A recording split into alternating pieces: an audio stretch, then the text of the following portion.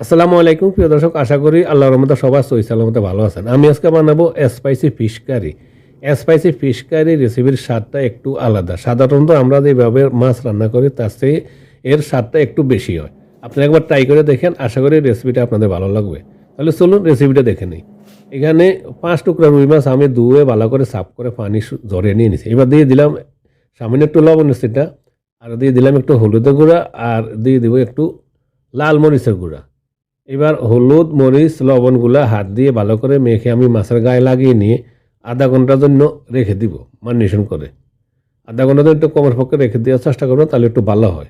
তারপরে আমি একটা মশলা তৈরি করে নিব। এই জন্য আমি একটা প্যানে আদা চামচ দিলাম আস্ত সরিষা, আদা চা চামচ দিলাম আস্ত জিরা, 3টা শুকনো মরিচ, আর এখানে 10 কোয়া রসুন দিয়ে দিলাম। এবার প্রায় 2 মিনিটের মতো আমি একটু ফ্রাই করে নিয়ে নিব, চুলার হিটটা একটু লতে রেখে। 2 মিনিট একটু ফ্রাই করে নেওয়ার পরে আমি এবার মশলাগুলো ব্লাইন্ডারে গুঁড়া করে নেব। তারপর একটা ছোটো ব্লাইন্ডারে আমি মশলাগুলো দিয়ে দিলাম। মশলা দিয়ে প্রথমে মশলাগুলো আমি একটু 1 মিনিটের মতো ব্লাইন্ড করে নেব।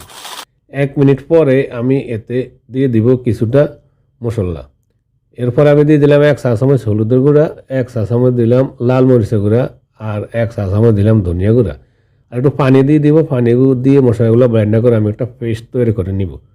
মশলার পেস্টটা তৈরি করে পরবর্তীতে আমি এক সাইডে রেখে দিয়ে চলে আসলাম চুলাতে ফ্যানে আমি ফরিয়ার মতো কিছুটা তেল দিয়ে দিলাম মাছ ফ্রাই করার জন্য।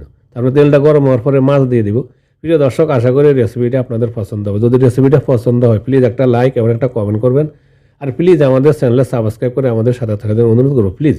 কিছুক্ষণ পর এক সাইড হওয়ার পর আমি মাছগুলো উল্টে দিলাম। উল্টে দিয়ে অপর সাইডটা এভাবে একটু ফ্রাই করে নিয়ে নেব। মাছগুলো ফ্রাই করা হয়ে গেছে, এবার আমি মাছ উঠে নিব।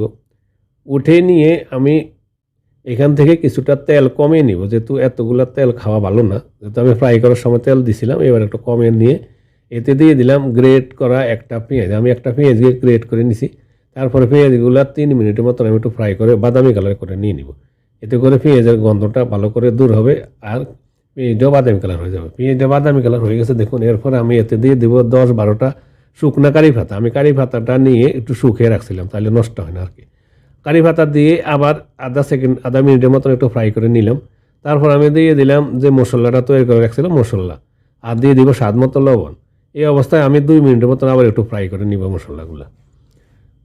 2 মিনিট ভালো করে ফ্রাই করে নেওয়ার পরে তারপরে আমি এতে দিয়ে দিব 1 চা চামচ কসুরি মেথি, তার মানে মেথির পাতা, শুকনো মেথির পাতা 1 চা চামচ দিয়ে দিলাম। দিয়ে আবার 30 সেকেন্ডের মতন একটু ফ্রাই করে নিয়ে নিলাম।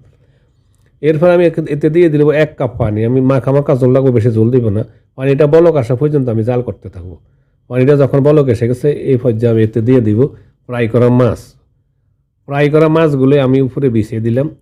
আর এই অবস্থায় আমি চুলার হিটটা হাইতে রেখে ঢাকনা লাগিয়ে 5 থেকে 6 মিনিট প্রথমে হাইটে রেখে রান্না করে নিব। চলে আসলাম প্রায় 5-6 মিনিট পর। এবার আমি মাছগুলোকে একটু উল্টে দিব।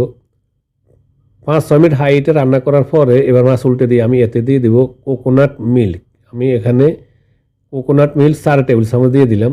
একটু ক্রিমি কোকোনাট মিল্ক দিতে হবে। তারপর একটু নাড়া দিয়ে এবার আমি ঢাকনা লাগিয়ে চুলার হিটটা হাই থেকে মিডিয়াম হাই করে দেবো। মিডিয়াম হাই করে দিয়ে 10-12 মিনিট রান্না করে নিয়ে নিলাম। এর মাঝে অফ ক্যামেরা আমি আরও 2বার চেক করে নাড়া দিছি। এবার আমি দিয়ে দেবো কিছুটা ধনিয়া পাতা দিয়ে ঢাকনা লাগিয়ে আরও 2 মিনিট রান্না করে ধনিয়া পাতা যাতে একটু নরম হয় ঢাকনা দিয়ে আরও 2 মিনিট রান্না করে নিয়ে নিলাম।